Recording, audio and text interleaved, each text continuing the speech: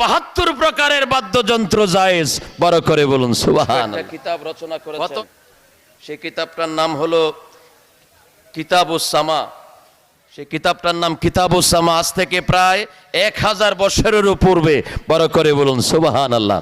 এটা মিশরের সর্বশ্রেষ্ঠ বিশ্ববিদ্যালয়, গোটা বিশ্বের মধ্যে শ্রেষ্ঠ বিশ্ববিদ্যালয়। আমরা যেটাতে লেখাপড়া করেছি আল আজহার বিশ্ববিদ্যালয়। সেখান থেকে শরিয়া বোর্ড, মুফতি বোর্ড সেই গান বাজনার উপর ফতোয়া দিয়েছেন। সেটাই বছর আওলাদে রসুল দয়া করে আমাদের খেদমতে উপস্থান করেছেন বাংলা ভাষায়। বড় করে বলুন আলহামদুলিল্লাহ। আরবিটাও আছে, বাংলা অনুবাদও আছে। প্রায় 1200 বছর আগের গান বাজনার উপরে ফতোয়া। এর আগে দয়াল নবীজির সময় থেকে সে গান বাদ্য, ইসলামী গান বাদ্য শুরু হয়েছে। কোরআন শরীফে 6666টা আয়াত আছে। এর মধ্যে হালাল হারামের আয়াতের সংখ্যা হলো 500। কয়শো? 500 হালাল হারামের আয়াত। 500 আয়াতের মধ্যে একটা আয়াতেও উল্লেখ নাই আল গেনাউ হারামুন আসসামাউ হারামুন, গান বাজনা হারাম, সামা বাদ্য বাজনা হারাম। 30 পারা কোরআনের কোথাও উল্লেখ নাই। বড় করে বলুন আলহামদুলিল্লাহ। সেই সামা আমাদের তরিকায় হয়, যেটা আল্লাহর ওলিগণ করেছেন।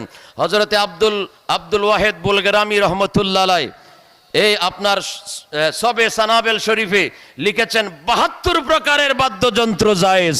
বড় করে বলুন সুবহানাল্লাহ।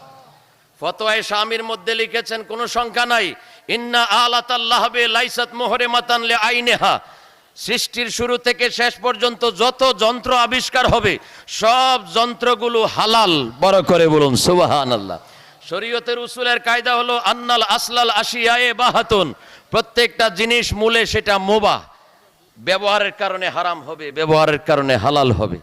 আমাদের অনেক ভাইয়েরা যুক্তি দেয় নবীর যুগে দফ ছিল, তবলা ছিল না, হারমোনিয়াম ছিল না। তো আমরা বলি নবীর যুগে উট ছিল, গাদা ছিল, প্রাইভেট কার ছিল না, মাইক্রো ছিল না, ট্রেন ছিল না। তো দফ না থাকার কারণে, অন্য বাদ্যযন্ত্র না থাকার কারণে যদি হারমোনিয়াম নাজায়েজ হয়, তবলা নাজায়েজ হয়, ব্যান্ড পার্টি নাজায়েজ হয়, তাইলে নবীজি গোরা গাদা চলেছেন, কোনোদিন প্রাইভেট কার চলে নাই। তাইলে গোরা গাদা চলা জায়েজ, প্রাইভেট কার চলা নাজায়েজ, ট্রেন চলা নাজায়েজ। ঠিক না বেটি?